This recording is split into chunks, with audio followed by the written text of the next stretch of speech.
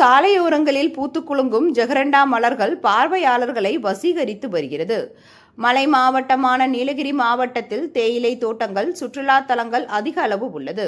இந்நிலையில் சுற்றுலா நகரம் என்றழைக்கப்படும் உதகை நகரில் சாலையோரங்கள், சுற்றுலா தலங்கள், தேயிலை தோட்டங்கள், குடியிருப்பு பகுதிகள் போன்ற இடங்களில் ஆங்கிலேயர் ஆட்சி காலத்தில் நிழல் தரும் மரமாகவும், தேயிலை தோட்டங்களை அழகுபடுத்தவும், வேலிக்காகவும் வெளிநாடுகளிலிருந்து கொண்டு வரப்பட்ட ஜெகரண்டா மலர்கள் நடவு செய்யப்பட்டு பாதுகாக்கப்பட்டு வருகிறது.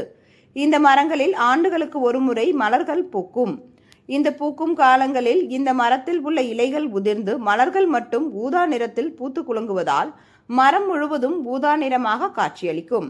இதனை பள்ளி குழந்தைகள் பட்டாசு பூ என்று அழைத்து வருகின்றனர். உதகைக்கு வரும் சுற்றுலா பயணிகள் உதகையில் சாலையோரங்களில் பூத்து குலுங்கும் ஜெகரண்டா மலர்களை கண்டு ரசித்து செல்கின்றனர். தற்பொழுது பல்வேறு இடங்களில் ஜெகரண்டா மலர்கள் அதிக அளவு பூத்துள்ளதால் உள்ளூர் மக்களும் இதனை பார்த்து செல்கின்றனர்.